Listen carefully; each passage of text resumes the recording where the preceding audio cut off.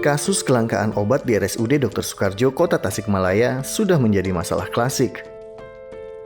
Dalam hal ini, rumah sakit seringkali dituding tidak becus dalam menyediakan obat-obatan.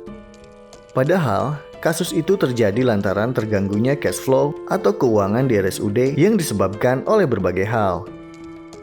Direktur Utama RSUD Dr. Soekardjo, Kota Tasikmalaya, Budi Tirmadi mengakui hal itu. Menurutnya, terganggunya cash flow akan berdampak terhadap ketersediaan obat di RSUD Dr. Soekardjo. Ketika dipesan oleh pejabat pengadaan ke distributor obat itu, maka distributor obat ini bisa melayani obat tersebut dengan catatan bahwa dia punya stok obatnya. Stok obatnya ada gitu ya. Itu. Nah, ketika dia memang ada stok obatnya, maka dia sebenarnya bisa mengirim ke rumah sakit gitunya. Dengan catatan bahwa rumah sakit telah memenuhi kewajibannya untuk membayar utang kepada distributor obat tersebut ya. Nah, ini yang sekarang sering menjadi kendala itu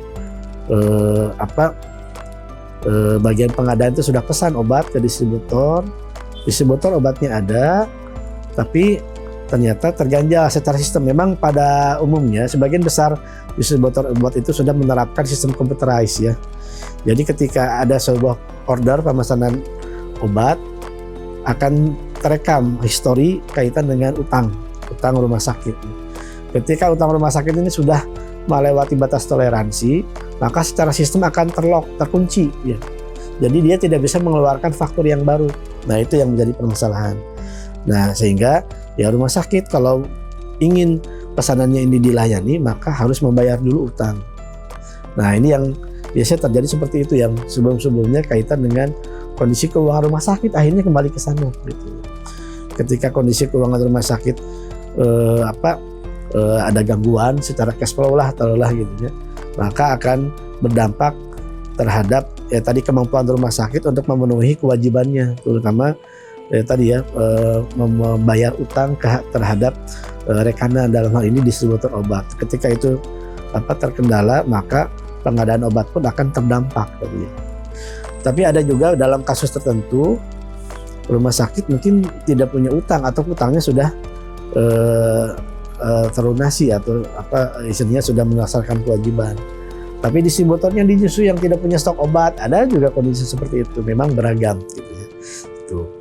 Tapi intinya memang tadi ya, sebagian besar kondisi ketika obat tidak ada di rumah sakit ini dikaitkan biasanya dengan proses keuangan di rumah sakit. Rumah sakit tidak bisa bayar utang ke distributor, menyebabkan ini distributor ini juga dia tidak bisa memberikan melayani pesanan dari rumah sakit. Budi menambahkan, salah satu hal yang menghambat keuangan RSUD adalah piutang yang masih belum tuntas. Misalnya, piutang yang berasal dari Pemkot dan Kabupaten Tasikmalaya. Jumlahnya tak sedikit. Budi menyebut pemerintah Kota Tasikmalaya mempunyai utang sebesar kurang lebih 14 miliar rupiah. Sedangkan pemerintah Kabupaten Tasikmalaya jumlahnya sekitar 5 miliar rupiah. Jumlah tersebut apabila dituntaskan sudah tentu akan meringankan beban RSUD dalam memenuhi kewajibannya terhadap distributor obat. Dampaknya, pesanan-pesanan obat yang dipesan oleh RSUD pun akan selalu terpenuhi. Nah, ini menjadi piutang yang memang cukup besar ya. Dan ya mudah-mudahan ini juga dalam waktu yang terukur ya, ini bisa diselesaikan prosesnya piutang ini sehingga bisa menutup utang-utang tadi yang ada gitu. Jangan sampai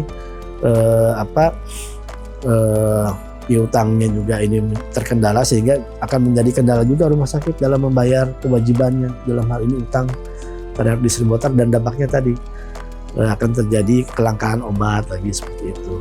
Nah, tentunya ini upaya-upaya yang telah kita lakukan bersurat kaitan dengan hal tersebut. Ya mudah-mudahan ini juga ada titik terang ya.